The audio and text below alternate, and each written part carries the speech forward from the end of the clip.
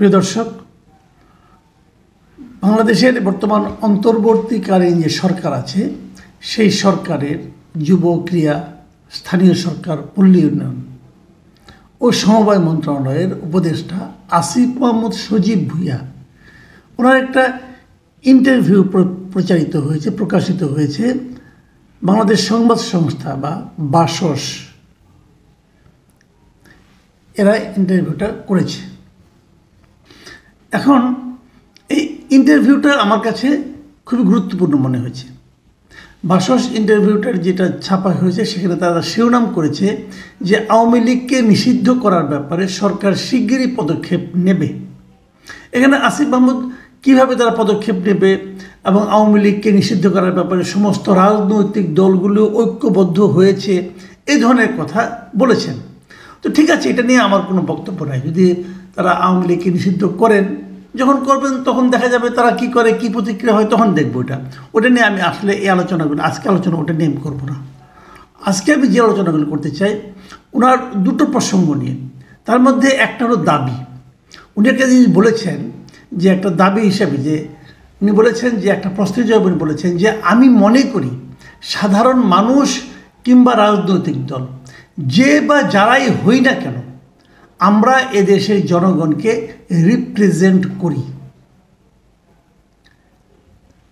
এই হলো তার বক্তব্য, যে আমরা যেই হই না কেন, আমরা রাজনৈতিক দল বা সাধারণ মানুষ হই, ওনারা মানে এই অন্তর্বর্তীকালীন সরকার যেটা, তারা নাকি দেশের জনগণকে রিপ্রেজেন্ট করেন।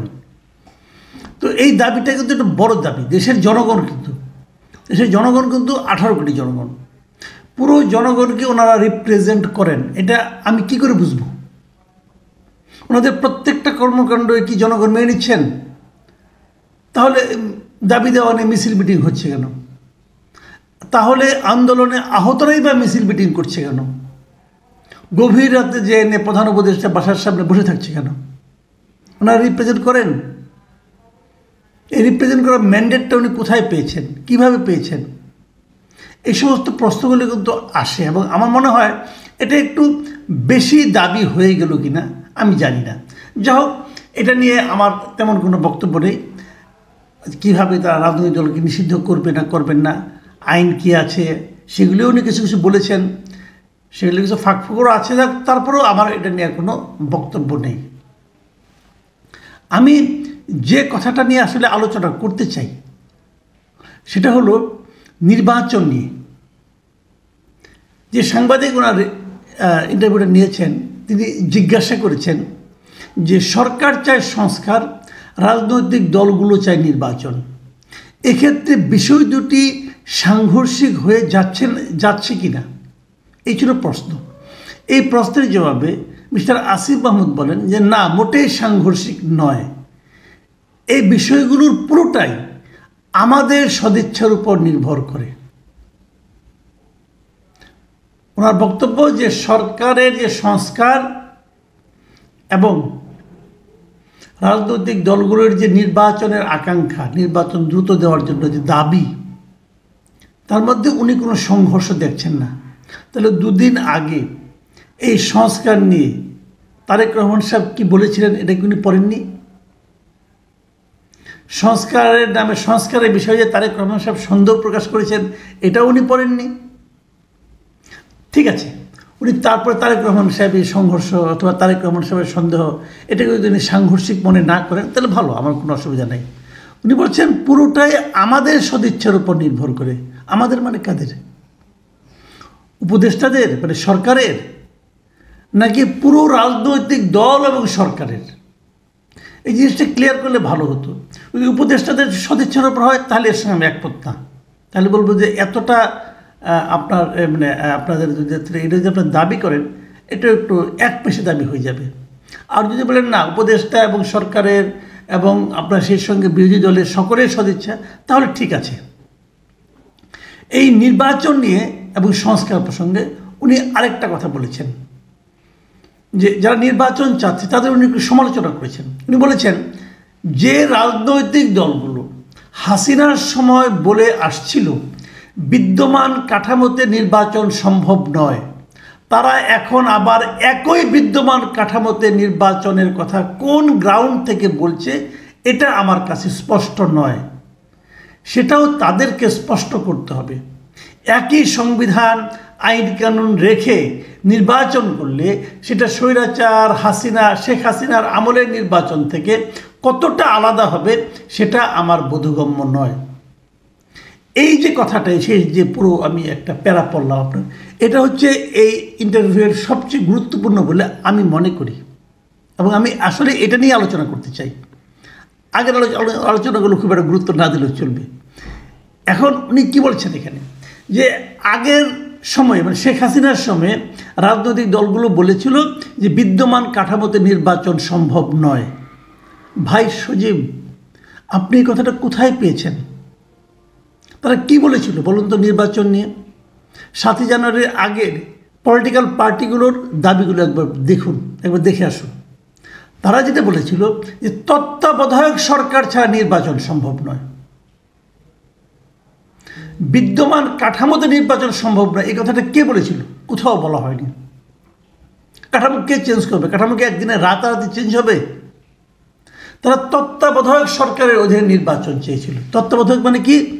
নির্দলীয় নিরপেক্ষ একটা সরকারের অধীনে তারা নির্বাচন চেয়েছিল। আরও যদি আমি স্পষ্ট করে বলি, তারা এমন নির্বাচনের সময় এমন একটা সরকারকে রাষ্ট্র ক্ষমতায় দেখতে চেয়েছিল যে সরকার প্রত্যক্ষ বা পরোক্ষভাবে এই নির্বাচনে অংশ নেবে না, অথবা নির্বাচনে অংশগ্রহণকারী কোনো একটা পক্ষের সঙ্গে প্রত্যক্ষ বা পরোক্ষভাবে সংযুক্ত থাকবে না বা তাদের প্রতি সহানুভূতি প্রদর্শন করবে না। এরকম একটা সরকারের অধীনে তারা নির্বাচন চেয়েছিল। বিদ্যমান কাঠামো আপনি পুরাটা ঠিক করবেন, সংবিধান আইন কানুন সব চেঞ্জ করে ফেলাবেন, তারপরে নির্বাচন দিবেন, এটা যদি আপনি বলেন তখন তো আপনার মতলব নিয়ে প্রশ্ন উঠবে। এগুলো ঠিকঠাক করতে তো আপনার 1 বছর হবে না রে ভাই, 5-6 বছর লেগে যাবে। ততদিন আপনার ক্ষমতায় থাকবেন। ওই যে বলছেন যে আমরাই জনগণ, আমরা তাদের প্রতিনিধিত্ব করি, তাদের রিপ্রেজেন্ট করি, ওই দাবি দেয়া, এটা হয় না, এত সহজ না। আপনার যুক্তি সবাই মানবে না। আপনি যে রিপোর্টারকে ইন্টারভিউ দিয়েছেন সে হয়তো কাউন্টার কোশ্চেন আপনাকে করতে পারে নাই, তার মানে সবাই কাউন্টার কোশ্চেনটা করবে না তা কিন্তু নয়। প্রথমত প্রমাণ করতে হবে যে একটা নির্দলীয় নিরপেক্ষ তত্ত্বাবধায়ক সরকারের অধীনে নির্বাচনটা হবে, এটাই সবাই চায়। কাজেই আপনার কোনটা বোধগম্য নয়, আপনি তো বিষয়টাকে গুলিয়ে ফেলেছেন। কেউ বলে না যে বিদ্যমান কাঠামো বলতে বিশাল বিষয় ভাই। এই কাঠামোর মধ্যে আইন আছে, সংবিধান আছে, বিচার বিভাগ আছে, তারপরে আপনার প্রশাসন আছে। আপনি সব চেঞ্জ করে তারপরে আপনি ইলেকশন দেবেন, সেই চেঞ্জটা কে করবে? এই চেঞ্জটা করার ইখতিয়ার তো আপনার কাছে নাই। আপনার সংবিধান কীভাবে চেঞ্জ করবেন? আপনি দাবি করছেন যে আপনি জনগণকে রিপ্রেজেন্ট করেন, জনগণকে বলছি কখনো? জনগণকে বলছে যে আপনি আমাকে, আমি কি বলছি যে আপনি আমাকে রিপ্রেজেন্ট করেন? আমি তো বলিনি ভাই। আর এটা কি সারা দুনিয়া জোড়া কি এটা গ্রহণযোগ্য হবে? এটা তো হবে না এভাবে।